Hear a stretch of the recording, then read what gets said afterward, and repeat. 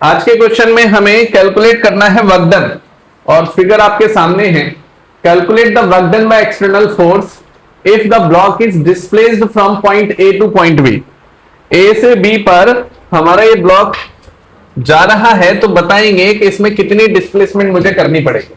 तो शुरू करें। तो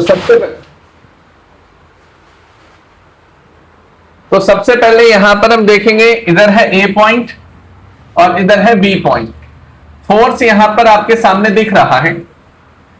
अब आपको यहां पर क्या करना है कि फोर्स तो पता लग गया है, अब इसी में आप देखेंगे कि डिस्प्लेसमेंट कितनी हो रही है। ये जो एक्सिस है और ये जो एक्सिस है, इन दोनों के बीच में ये हमारी डिस्प्लेसमेंट मानी जाएगी, क्योंकि वर्क डन निकालने के लिए दो ही फॉर्मूले लगते हैं, एक फोर्स लगता है और उसके साथ मल्टीप्लीकेशन में इसकी डिस्प्लेसमेंट लगती है। तो अगर मैं यहां पर फोर्स की बात करूं तो फोर्स तो इस फिगर में गिवन है। अब मुझे क्या निकालना होगा? सिर्फ और सिर्फ डिस्प्लेसमेंट। अच्छा, ये सर्कुलर आर्क है तो इसका कुछ ना कुछ रेडियस जरूर रहा होगा और एंगल थीटा है। ये हमें गिवन होगा, है ना, मैंने ड्राइंग करते वक्त नहीं बनाया था लेकिन गिवन होगा। अगर मैं इसके कंपोनेंट रिजॉल्व करता हूं देन व्हाट विल हैपन? अगर इसके कंपोनेंट रिजॉल्व करें अलग से, मान लेते हैं ये ओ पॉइंट है, यहां पर ओ पॉइंट अलग से बना देते हैं और ये रेडियस यहां पर गया, यहां रेडियस है और रेडियस का एंगल बन रहा है थीटा। तो जिस डायरेक्शन में थीटा बनता है उसे हम बेस बोलते हैं, है ना। तो यहां पर ये हो गया बेस, इसका मतलब इसका बेस ये रहा और परपेंडिकुलर ये रहा। जिस डायरेक्शन में बेस आता है, यहां थीटा है, ये आर है, तो यहां क्या बन जाएगा? R cos theta. तो यहां से यहां तक ये बन गया आर कॉस थीटा। इसके परपेंडिकुलर यहां से यहां पर क्या बनेगा? Are sine theta. प्रोजेक्शन निकालना सभी को आता है। जैसे मान लिया थीटा है, थीटा के सामने परपेंडिकुलर होगा, बेस होगा और वो हाइपोटेन्यूज होगी, तो साइन थीटा का फॉर्मूला लगाओगे तो ये आएगा, कॉस थीटा लगाओगे तो ये आएगा। तो आपके पास कंपोनेंट आ चुके हैं जो कि यहां पर है R time of sine theta. तो आप देखेंगे फोर्स की दिशा किधर है? इधर, और डिस्प्लेसमेंट भी किधर गया? आर साइन थीटा आगे की तरफ गया। इसका मतलब दोनों के दोनों ही पैरेलल वेक्टर होंगे, तो थीटा हो गया 0 डिग्री। अब हम वर्क डन के फॉर्मूले में इसे पुट करने वाले हैं। फोर्स की जगह एफ लिखेंगे, है ना, और F S cos theta. Work done का फॉर्मूला होता था force into displacement into cos theta. Theta is the angle between F vector and S vector, दोनों पैरेलल है। तो एफ इंटू डिस्प्लेसमेंट की जगह आएगा आर साइन थीटा और कॉस 0 डिग्री आ जाएगा। तो एफ की जगह ये लिख दिया, एस की जगह ये लिख दिया, कॉस थीटा की जगह ये लिख दिया। कॉस 0 डिग्री 1 होता है, इसी के साथ ही यहां पर आंसर आ गया F R sine theta. Answer खत्म हो गया। So I hope you understand it very well. तो फटाफट इसे नोट डाउन करेंगे और फिर आगे बढ़ते हैं। अभी तक जितने भी क्वेश्चन हम कर रहे थे वो सब थे work done by the constant force, वहां पे फोर्स बदलता नहीं था। लेकिन अगर ये वर्क डन वेरिएबल फोर्स में आ जाए तो, एग्जांपल के तौर पर मान लो दो बॉक्सर हैं, बॉक्सिंग कर रहे हैं, तो क्या वो एक दूसरे पर हमेशा कांस्टेंट फोर्स लगा रहे होंगे? कोई किसी को पंच मारेगा, फिर किसी को कोई पंच मारेगा, कोई पिटेगा तो कोई मारेगा। दैट मींस वहां पे बहुत सारी वेरिएबिलिटी है। आप लोग भी पढ़ाई लिखाई में वेरिएबिलिटी लाते हो क्या? हर टाइम हर दिन आप कांस्टेंट वर्क डन दे रहे हो अपने पढ़ने में? जो दे देगा कंसिस्टेंसी जिसको हम बोलते हैं, है ना, जो अच्छा वर्क डन दे देगा, मतलब कांस्टेंट फोर्स से पढ़ाई करेगा, उसका रिजल्ट बहुत ऊपर जाता है। कुछ होते हैं इनवेरिएबल, एग्जाम टाइम आ रहा है तभी पढ़ रहे हैं, 6-6 घंटे 8-8 घंटे रात को सो नहीं रहे, मम्मी पापा को लगता है कि तो बहुत पढ़ाकू इंसान है, नंबर उतने से आते हैं चुनने से। एक होता है जो पढ़ता ही नहीं है एंड मूवमेंट पे, है ना, वो 2-2 घंटे रोज पढ़ रहा है एक सब्जेक्ट, मान लो एंड मूवमेंट पे आ रहा है, वो मस्ती कर रहा है, उसके बाद भी उसके नंबर अच्छे आ जाते हैं। It is the power of consistency, है ना। तो यहां पर हम पढ़ रहे हैं, अगर वर्क डन हमारा वेरिएबल हो जाए, चेंज होता रहे, then what will happen? If the given force is not constant then calculation of work done will B.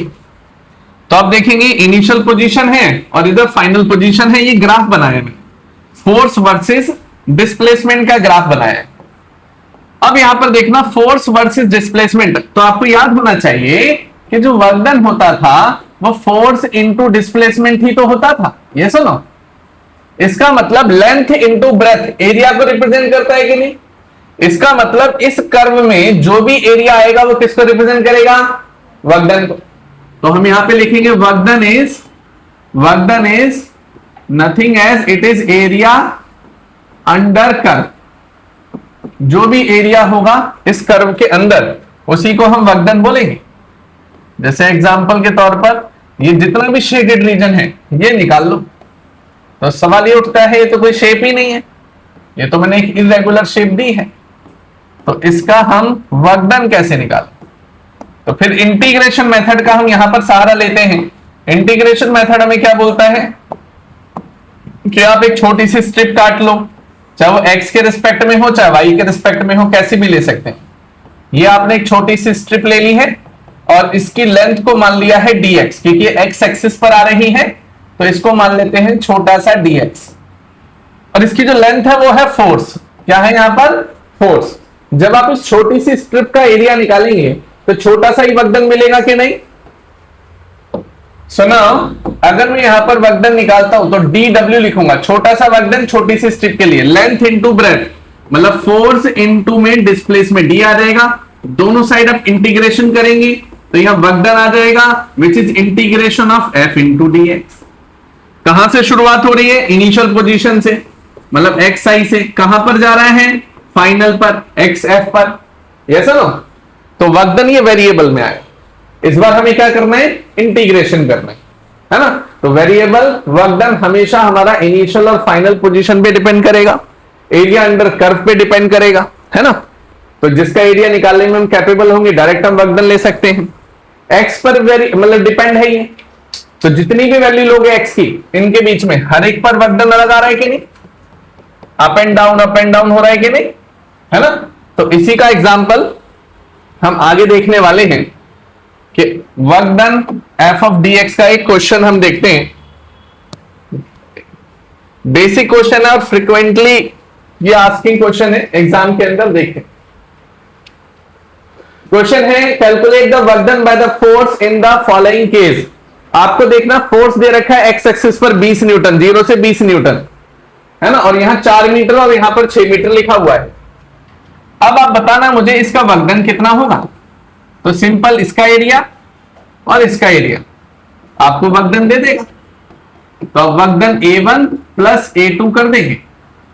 अगर आप यहां पर देखें तो एरिया यहां पे लेंथ इंटू ब्रेथ होता है, 4 इंटू 20, टोटल क्या आ जाएगा? 80।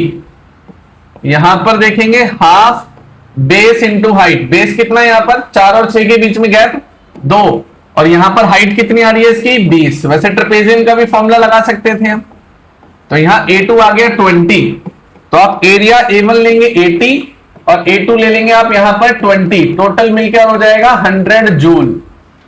यस और नो? तो वर्कडन आ गया आपके पास 100 जूल। तो इसी के साथ ही ये क्वेश्चन भी खत्म होता है। अब हम आगे आते हैं, सुनाओ, एक एग्जाम्पल हम देखने वाले हैं वेरिएबल फोर्स का। अभी अभी हमने समझा था कि वेरिएबल फोर्स कैसे पता लगाएंगे। अच्छा ये बताना, ये क्वेश्चन फोर्स में हमने बोला था ना कांस्टेंट फोर्स और एक वेरिएबल फोर्स, तो वर्कडन वेरिएबल है कि नहीं, ये कैसे पता लगाएंगे? देखो पहली लाइन में लिखा हुआ है force F equal to 0.5x plus 10, इसका मतलब x की वैल्यू 0 डालोगे तो फोर्स आएगा अलग, x की वैल्यू 1 डालोगे तो F की वैल्यू अलग आ जाएगी। इसका मतलब यहां तो फोर्स की वैल्यू बहुत सारी है, तो फोर्स क्या हो गया? वेरिएबल या कांस्टेंट? हाँ, क्योंकि यहां पर x की वैल्यू डालने पर फोर्स चेंज होगा। तो वेरिएबल के लिए हमने फॉर्मूला क्या पढ़ा था, उस पर आते हैं। हमने फॉर्मूला वर्कडन का क्या पढ़ा था? इंटीग्रेशन वेरिएबल वर्कडन में f इंटू में dx, ये पढ़ रहे थे कि नहीं? ये दोनों वेक्टर क्वांटिटी होती है, ये इनिशियल पोजीशन से ये गया फाइनल पोजीशन की तरफ। यस और नो? अच्छा एक और चीज समझना, अगर मैं यहां पे जनरल चीज आपको समझाऊं कि चलो ये तो वर्कडन था x डायरेक्शन में, कभी जनरल डायरेक्शन में वर्कडन आ जाए, मतलब y में भी आ सकता है और z में भी आ सकता है, तो हम क्या ले लेंगे? Position vector. क्या ले लेंगे? जिसको dr वेक्टर भी बोला जाता है। dr मतलब पोजीशन। dr वेक्टर में हम अपनी सहूलियत के हिसाब से क्वेश्चन देख के dx i cap, dy j cap और dz k कैप, इन तीनों का यूज कर सकते हैं। ऐसा ना, वो भी आगे वाले क्वेश्चंस में करेंगे, लेकिन यहां पर कोई i कैप j कैप नहीं दिया हुआ, तो हम सीधे वैल्यू पुट कर सकते हैं कि नहीं? तो यहां पर सीधे हम वैल्यू पुट करेंगे तो वर्कडन क्या निकल कर आएगा देखते हैं। यहां पर आप इनिशियल वैल्यू देखेंगे तो 0, फाइनल देखेंगे तो आ रही है 2 मीटर, फोर्स की वैल्यू आ रही है 0.5x प्लस में 10 और इनटू में आ जाएगा dx। क्लियर है इतना? अब देखना, अब यहां पर इसका इंटीग्रेशन करना है, वो तो सभी को आता होगा। 0.5 मासूम है, मतलब कांस्टेंट है। x इंटू डी एक्स, 0 से 2 मीटर, प्लस फिर 10 इंटू में dx, ये सुनो, यहां पे भी 0 से 2 मीटर। अब इसकी कैलकुलेशन करनी रह गई है बस, तो कैलकुलेशन करते हैं। वर्क डन इक्वल टू 0.5, यहां एक्स स्क्वायर अपॉन 2, एक्स की पावर 1 है ना, तो 1 + 1 अपॉन 1 + 1, यहां गया 0 से 2। 10 कांस्टेंट है। dx का इंटीग्रेशन क्या होता है? x, dv का इंटीग्रेशन v, df का f, है ना, तो यहां पे dx बच रहा है, तो dx का इंटीग्रेशन x, जो कि क्या होता है 0 से 2। फिर उसके बाद देखेंगे, यहां 1/2, फिर यहां 1/2, यहां 2 का स्क्वायर और यहां 0 का स्क्वायर। यहां देखें अपर लिमिट माइनस लोअर लिमिट, यही बनेगा। Now calculated, here it is 1/4 और यहां पर 4, फिर यहां आ रहा है 20, ये 4 से 4 कट गया, यहां बचा 1, तो आंसर फाइनल क्या आ गया? 21 जूल। क्या आ गया answer? 21 joule. I hope you understand it very well. तो ये क्वेश्चन भी हमारा फिनिश होता है। अगले क्वेश्चन की तरफ बढ़ते हैं।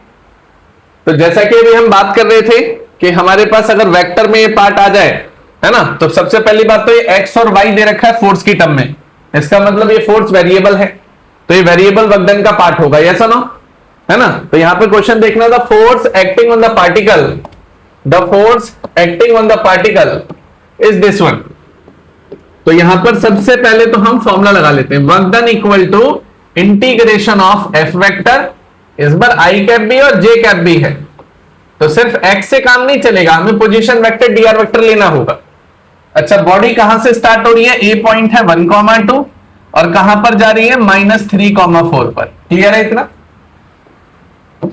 अब देखना, ये जो पोजीशन है इसमें आई कैप भी आ रहा है और जे कैप भी आ रहा है, इसका मतलब मुझे dr वेक्टर dx आई कैप लेना चाहिए और dy जे कैप भी लेना चाहिए, ये सब ना दोनों आ जाएंगे। वैल्यू पुट करना, तो work done equal to force, force है x आई कैप, यहां है y square J cap into यहां आ जाएगा मेरे पास dx आई कैप और यहां आ जाएगा मेरे पास dy जे कैप। इंटीग्रेशन लगाएंगे 1,2 एंड -3,4। अब आप सभी को पता होगा कि आई कैप डॉट आई कैप 1 होता है, in the dot product I cap into I cap क्या होता है, और जे कैप डॉट जे कैप क्या होगा? 1। आई और जे क्या होगा? 0। तो आई को आई के साथ मल्टीप्लाई कराओगे तो 1, लेकिन आई को जे के साथ कराओगे तो क्या हो जाएगा? बस कैलकुलेशन रह गई, अब तो हो जाएगा। लेकिन इसमें एक चीज और याद रखना, यहां पर x कोऑर्डिनेट है, यहां y है, तो x कोऑर्डिनेट ले लेंगे अलग, तो क्योंकि हम x को सॉल्व कर रहे हैं, तो यहां आ गया x dx।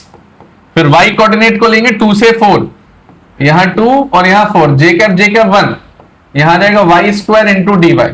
क्लियर है यहां तक? आगे बढ़ते हैं, इसी में अगले पार्ट पर आते हैं।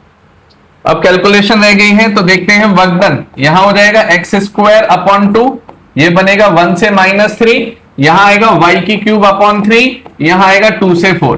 कैलकुलेशन कर सकते हैं अब हम सभी लोग। तो देखना, सबसे पहले यहां बन रहा है 1/2, x की पावर 2 है, तो -3 का स्क्वायर -1 का स्क्वायर, अपर लिमिट माइनस लोअर लिमिट। फिर यहां देखना, ये है 1/3, 1/3 है तो y की क्यूब, 4 की क्यूब माइनस 2 की क्यूब, यही बनेगा। अब इसकी कैलकुलेशन करते हैं साइड में, तो हियर इट इज 1/2, यहां आ जाएगा 9, यहां आ जाएगा 1, यहां आएगा 1/3, 4 की क्यूब, 4 4 जा 16, 16 4 जा 64 -8, यहां 1/2 इंटू 8 प्लस 1/3, 64 में से 8 गए, हाउ मच इट इज? 56। उसके बाद देखेंगे 2 4 जा 4 1 जा 4 होता है, तो 4 प्लस 56/3, 3 4 जा 12 प्लस 56/3, यहां आ जाएगा मेरे पास 8, 68/3 जूल आंसर आ गया, यस और नो? तो इसका भी आंसर हमने निकाल लिया। So I hope you understand it very well. अब इसको आप कर लेंगे और अगले क्वेश्चन की तरफ हम बढ़ रहे हैं।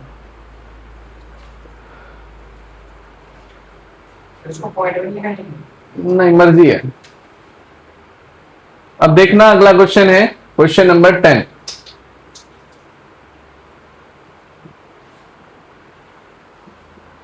क्वेश्चन नंबर 10 है, ये भी वेरिएबल है, फोर्स की वैल्यू एक्स पे डिपेंड कर रही है कि नहीं। फिर से वही सेम फॉर्मूला लगेगा, है ना। सॉल्यूशन इसका भी सेम फॉर्मूला लगेगा कि वर्क डन होता है हमारा, फॉर्मूला सेम लगेगा, वर्क डन होगा इंटीग्रेशन ऑफ एफ। यहां तो सिर्फ एक्स डायरेक्शन है ना, तो सिर्फ हम क्या ले लेंगे यहां पर, चलो मान लो dr वेक्टर ले रहे हैं लेकिन एक्स डायरेक्शन है। इनिशियल वैल्यू 1 मीटर दे रखी है और फाइनल वैल्यू 4 मीटर दे रखी है। अब देखना कि जो dr वेक्टर है वो क्या होगा, dx i कैप और dy j कैप। लेकिन यहां पे j कैप तो आ नहीं रहा, k कैप भी लिखने की जरूरत नहीं है, वैसे मैंने लिखी दी है। तो यहां पर सिर्फ आप dx i कैप लिख देंगे, तो वर्क डन हो जाएगा -1 to 4, फोर्स आ जाएगा 6 ऑफ x की क्यूब i कैप और dr आ जाएगा मेरे पास dx ऑफ i कैप। फिर आप देखना -1 से 4, अब i कैप 1 होता है, यहां -6 x क्यूब इंटू में dx हो जाएगा। फिर आप देखना आगे -6 बाहर आ जाएगा तो x की पावर 3 है, तो यहां आ जाएगा 4/4 -1 से 4, यही बनेगा ना। अब बस इसकी कैलकुलेशन करनी बाकी रह गई है। अब आप समझ पा रहे होगे कि इंटीग्रेशन और डिफरेंशिएशन बस एक टूल है फिजिक्स के लिए, जिसको नहीं आता उसको समस्या होगी, इसलिए सबसे ज्यादा टाइम हमने स्टार्टिंग के चैप्टर में दिया। तो वर्क डन इज -6/4, यहां 4 की पावर 4, यहां -1 की पावर 4। यहां देखें तो यहां 3 हो जाएगा, यहां 2 हो जाएगा, तो वर्क डन आ जाएगा -3/2। वो -4 है, x is equal to minus का साइन है यहां पर, वो -4 है, तो बस इसको भी -4 कर लेना, -1 से -4।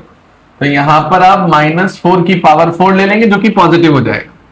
अब बताते हैं 4 4 जा 16, 16 4 जा 64, 4 जा 256, 256 -1, यहां आ जाएगा -3, 255/2। Now 255 multiply by 3, 255 multiply by 3, 3 5 जा 15, फिर 3 5 जा 15 प्लस 1 16, 3 2 जा 6 7, तो -765/2 जूल आंसर आ गया। क्लियर है, तो ये क्वेश्चन भी हमने कर दिया। तो नेक्स्ट टॉपिक बहुत ही इंपॉर्टेंट है, work done due to spring. तो work done due to spring ये 2 से 3 नंबर में डेरिवेशन बनती है, तो ध्यान से सभी लोग देखेंगे इसे किस प्रकार कर सकते हैं। सबसे पहले तो हम स्प्रिंग के बारे में यहां पे जानकारी लेंगे। साइड में मैं एक स्प्रिंग बना देता हूं, ये एक स्प्रिंग है ना। अगर मैं इस पर फोर्स लगाऊं, इसे खींचूं, एक तो मेरा फोर्स है कि मैं पकड़कर उस स्प्रिंग को खींच रहा हूं, लेकिन स्प्रिंग भी तो अपना फोर्स लगाएगी, है ना। तो जो स्प्रिंग अपना फोर्स लगाएगी वो कैसे लगाएगी वो हमें देखना है, और वर्क डन बताने के स्प्रिंग ने कितना काम किया है ना, तो उस पोर्शन को लेके। तो work done by the spring force हम निकाल रहे हैं। तो ये हमारे पास है ब्लॉक, ठीक है, लमसम कितने 700 ग्राम का ये ब्लॉक है, आधा किलो से ऊपर ही है। और ये मैंने स्प्रिंग ले लिया ना, हैवी स्प्रिंग लेनी पड़ेगी ना, नेचुरल स्प्रिंग है, टूट जाएगी क्योंकि भारी ब्लॉक है। तो जैसे मैं इस ब्लॉक को रखता हूं, स्टार्टिंग में रेस्ट पोजीशन पर है।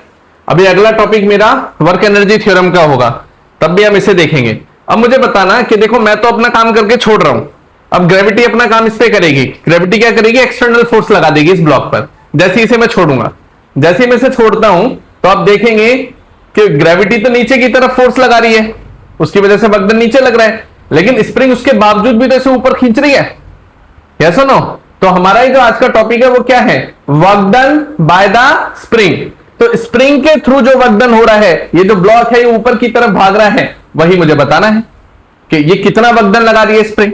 अब वर्क डन के लिए 2 फॉर्मूले होते थे, एक फोर्स इंटू डिस्प्लेसमेंट। अब स्प्रिंग का फोर्स किधर है ये बताओ, नीचे या ऊपर। स्प्रिंग किधर फोर्स लगा रही है, नीचे या ऊपर।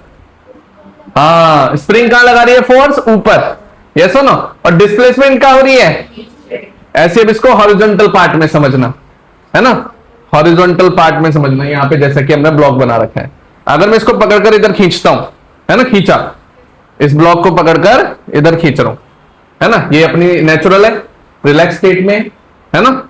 अब जैसे मैं इसको पकड़कर इधर खींचूंगा, है ना, तो ब्लॉक किधर भागने की कोशिश करेगा ये बताओ, किधर भागेगा?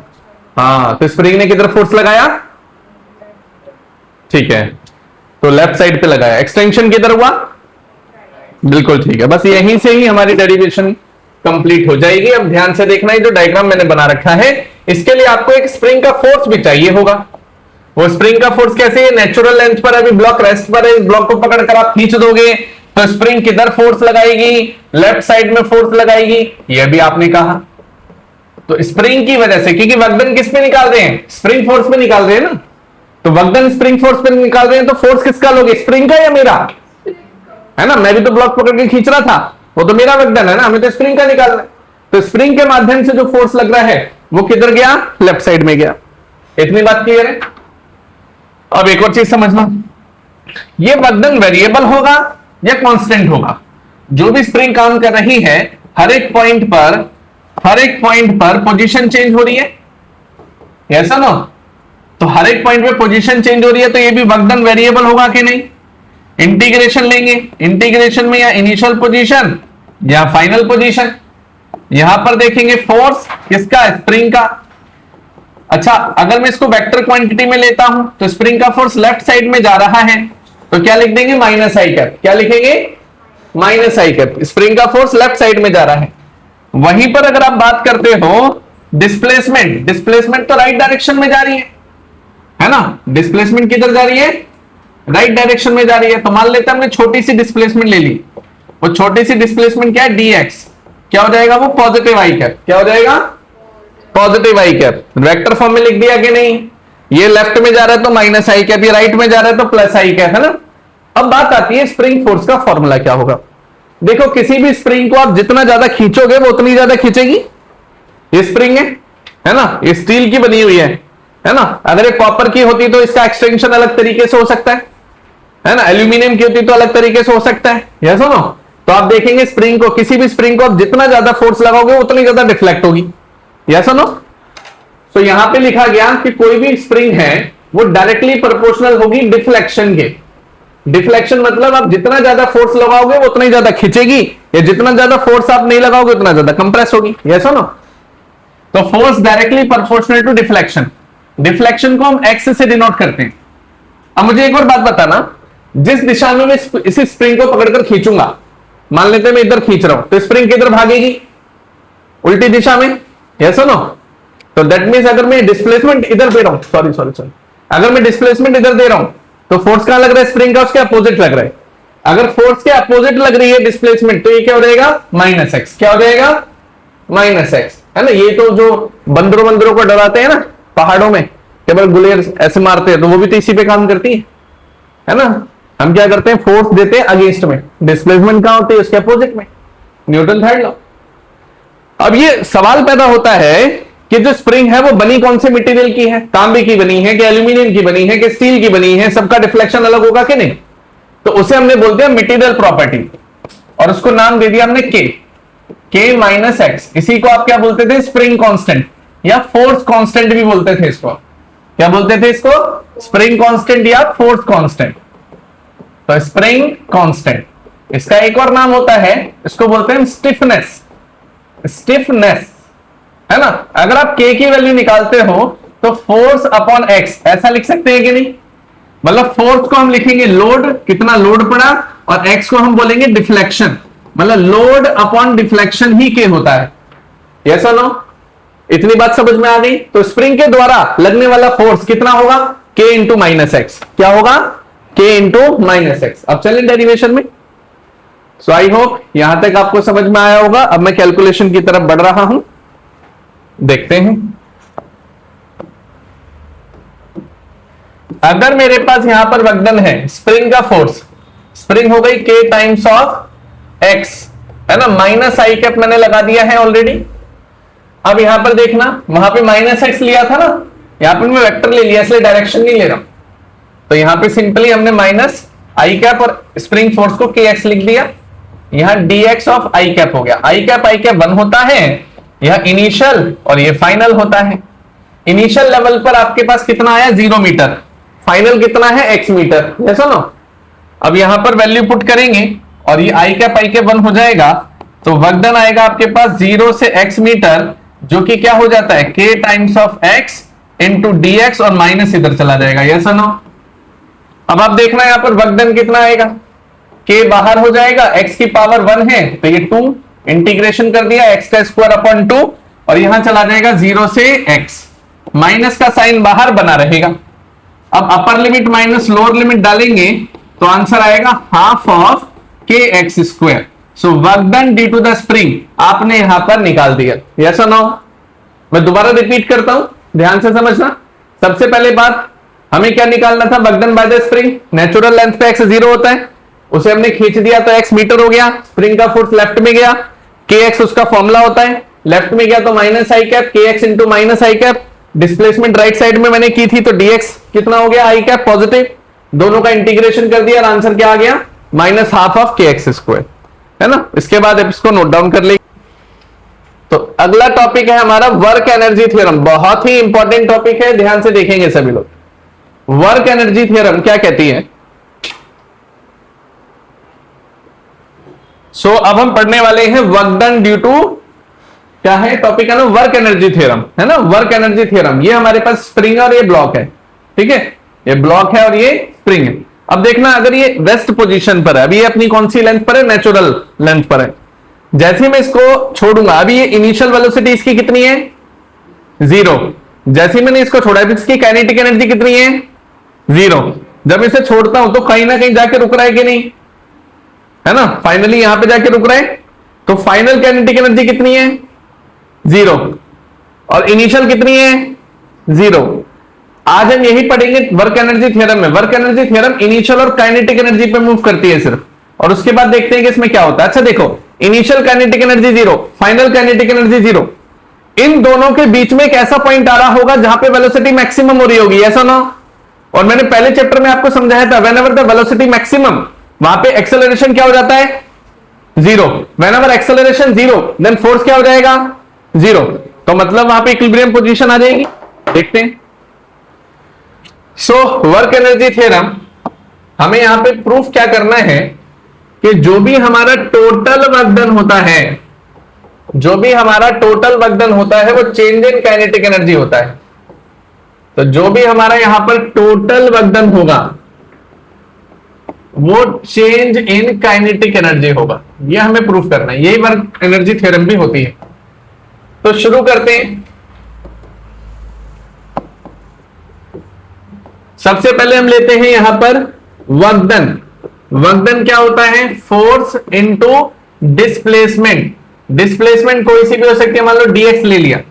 अगर मैं यहां पर इसका इंटीग्रेशन कर दूं f of dx, variable work done यही पढ़ते थे, यहां इनिशियल और यहां आ जाएगा फाइनल। फिर उसके बाद आप देखेंगे कि फोर्स का फॉर्मूला क्या होता है, मास इंटू एक्सेलरेशन। अगर आप यहां पर वर्क डन में मास इंटू एक्सेलरेशन इंटू dx लगा दें तो ये इनिशियल और ये हो जाएगा फाइनल, यस और नो।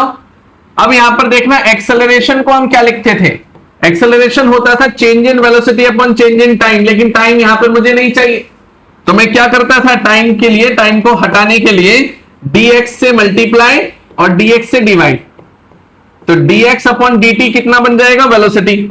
तो एक्सेलरेशन में ये आ गया वेलोसिटी और ये हो गया मेरे पास dv अपॉन में dx, यस और नो। तो एक्सेलरेशन क्या हो गया मेरा, dv अपॉन dx। क्लियर है यहां तक। फिर और आगे चलते हैं, अगले पार्ट पर आते हैं कि यहां पर देखें तो work done equal to mass, acceleration आ जाएगा आपके पास v times of dv upon dx, और यहां पर dx ऑलरेडी आ रहा था। आप देखेंगे dx से dx कैंसिल आउट हो जाएगा।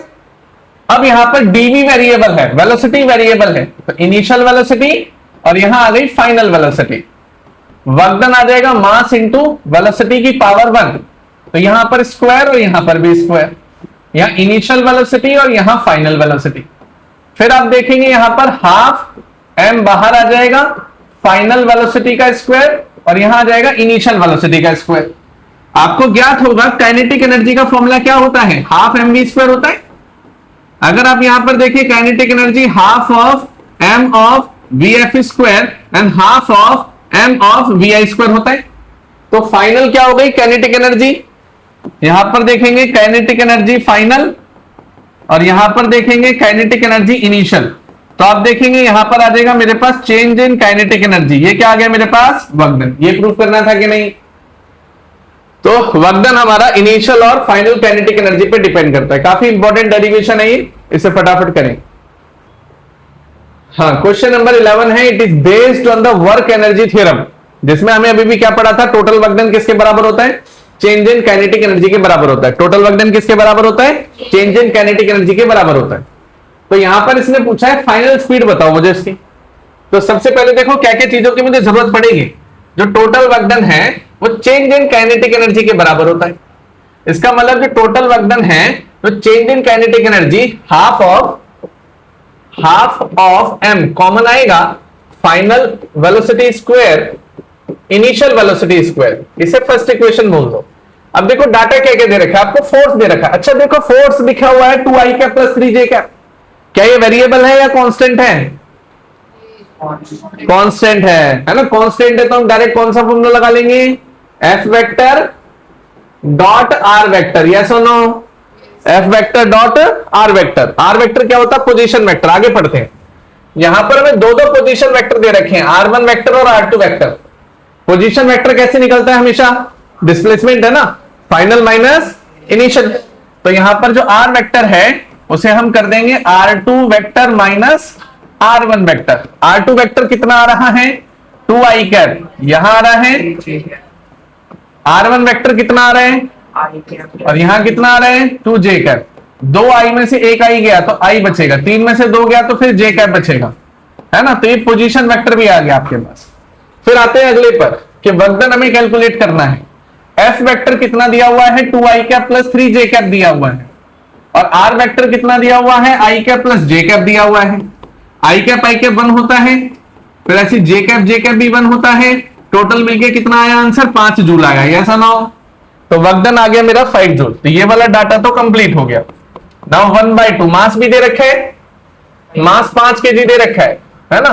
अब फाइनल स्पीड हमें निकालनी है, Vf हमें निकालना है। इनिशियल कितना दिया हुआ है?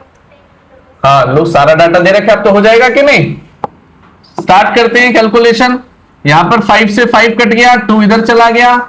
यहां पर फाइनल वेलोसिटी का स्क्वायर यहां बन गया 100 इधर चला जाएगा, हो जाएगा 102। 102 102 का रूट ले लेंगे, फाइनल वेलोसिटी आ जाएगी 10.1 मीटर पर सेकेंड। आसान था न्यूमेरिकल, कम से कम 3 नंबर में तो आएगा ही। ठीक है, तो यहां पर ये पोर्शन हमारा फिनिश होता है। अब हम अगले क्वेश्चन की तरफ बढ़ेंगे।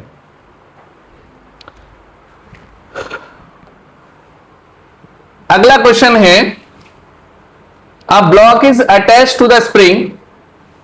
अगला क्वेश्चन है, a block is attached to the spring as shown in figure and the calculate maximum extension in the spring.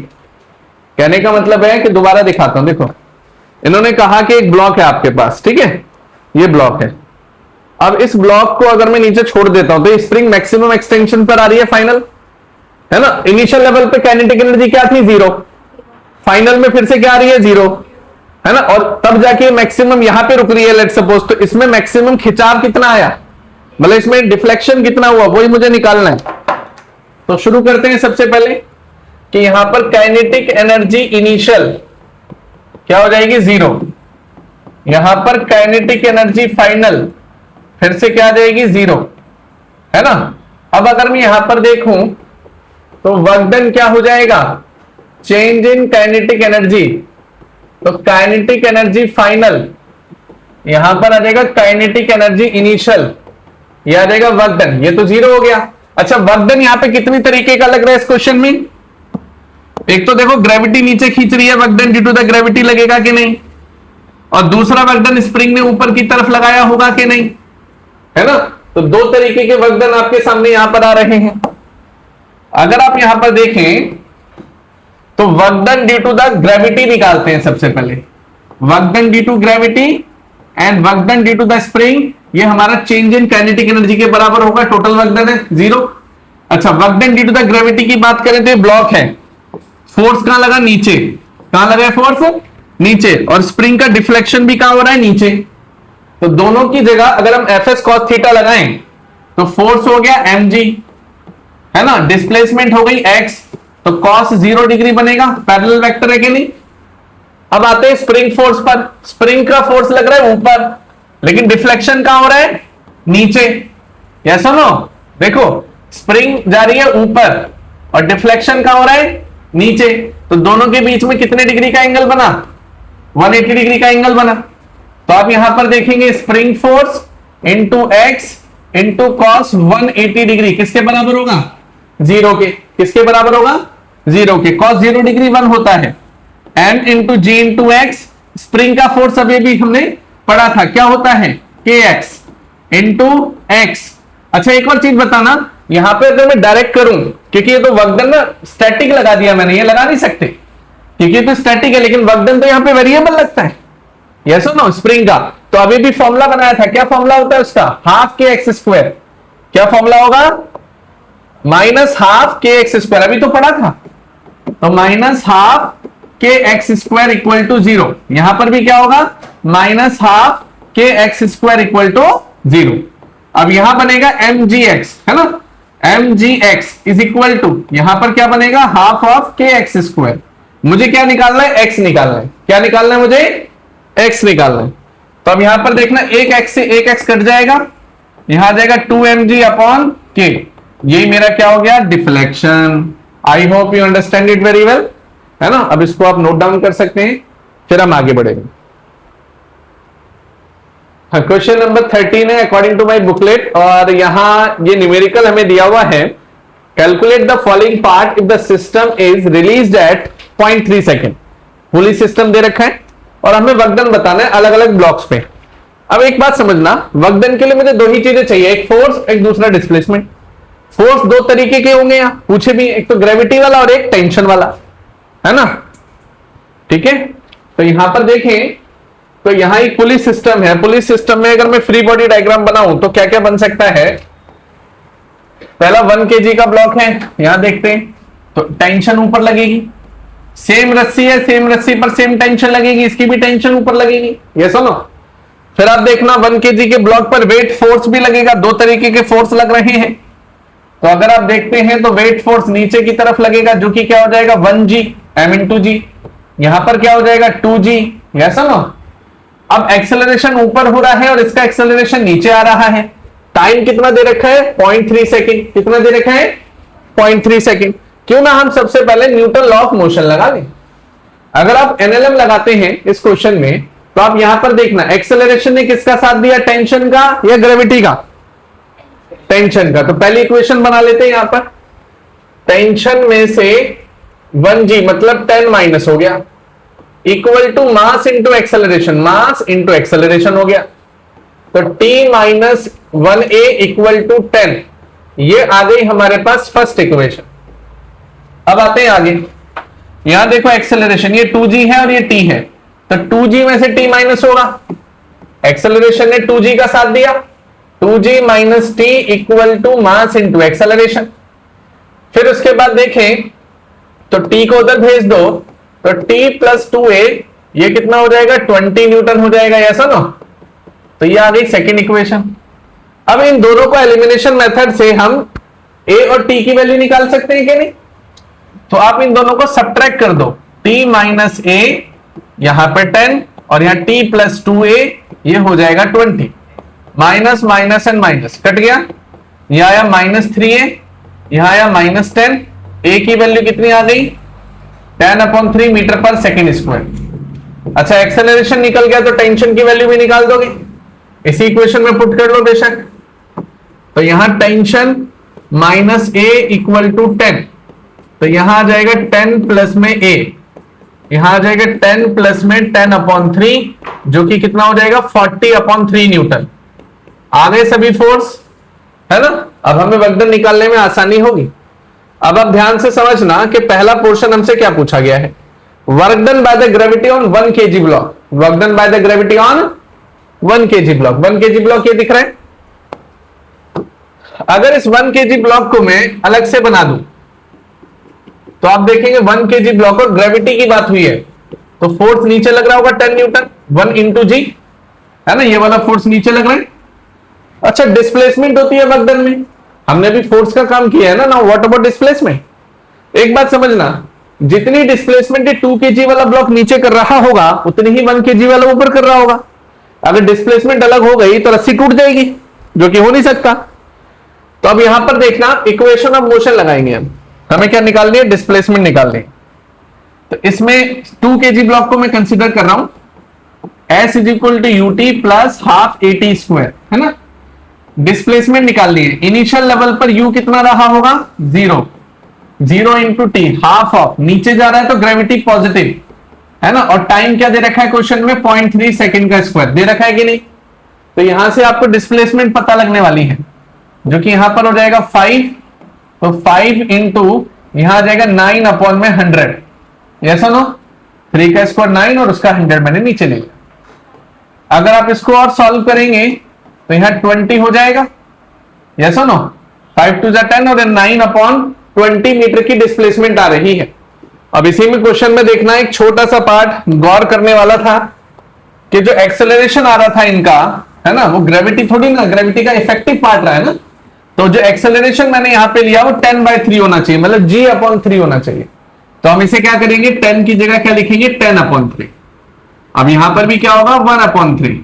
तो आप 3 3 9 करेंगे, आंसर क्या आएगा? 3/20 मीटर, यस और नो। तो ये हमारी डिस्प्लेसमेंट आई 3/20 मीटर। तो अब आपके पास डिस्प्लेसमेंट भी आ चुकी है। तो अब आप देखेंगे 10 न्यूटन नीचे लग रहा है और डिस्प्लेसमेंट 3/20 मीटर भी नीचे लग रही है। दोनों पैरेलल वेक्टर हो गए। तो आपका ए सॉल्व हो गया।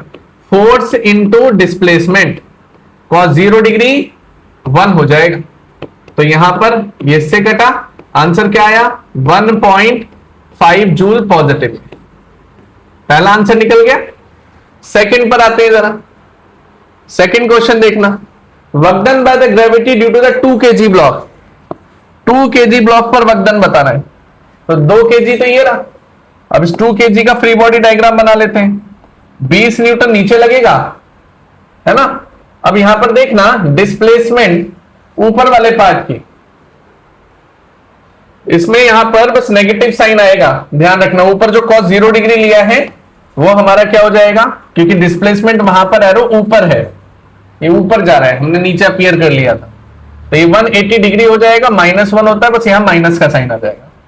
अब आप आना यहां पर 2 kg वाले पे, यहां पे डिस्प्लेसमेंट भी नीचे हो रही है और 20 न्यूटन भी नीचे ही लग रहा है। तो यहां 3/20 मीटर हो गया। अब यहां वर्क डन निकालते हैं। तो यहां वर्क डन कैसे आएगा? Let's see. तो वर्क डन यहां पर बी पार्ट है, तो वर्क डन हो जाएगा फोर्स इंटू डिस्प्लेसमेंट 3/20। आंसर क्या आ गया? +3 जूल। आपने फर्स्ट और सेकंड पार्ट निपटा दिया है। अब आपको कौन सा करना है? टेंशन की वजह से पार्ट निकालना है। टेंशन यहां कर देते हैं, सी पार्ट। अब टेंशन कौन से वाले ब्लॉक पर बोल रहे हैं? 1 kg। टेंशन ऊपर लग रही है कि नहीं? और डिस्प्लेसमेंट भी ऊपर लग रहा है कि नहीं? तो टेंशन कितनी आई आपके पास? 40/3। Displacement I 3/20। ये इससे कटा, ये इससे कटा, आंसर क्या आ गया? +2 जूल। फिर अगला आता है वर्क डन यहां पे 2 kg ब्लॉक पर। टेंशन ऊपर लग रही है, डिस्प्लेसमेंट नीचे हो रहा है। तो टेंशन है 40/3 और डिस्प्लेसमेंट कितनी है? 3/20। दोनों अपोजिट डायरेक्शन में तो -1, cos 180 डिग्री। तो यहां पर क्या रहेगा? -2 जूल। अच्छा, इस न्यूमेरिकल से एक चीज समझ में आ रही है, पुली अपने आप ऊपर नीचे चल रही है, टेंशन उसमें हो रही है। अगर एक टेंशन +2 जूल आ रही है तो दूसरी टेंशन माइनस में आ रही है, मतलब उसका वर्क डन एक्सटर्नली नलीफाई हो रहा है, ये ना। तो ये करेंगे न्यूमेरिकल, सबसे इंपॉर्टेंट था और अच्छा न्यूमेरिकल था।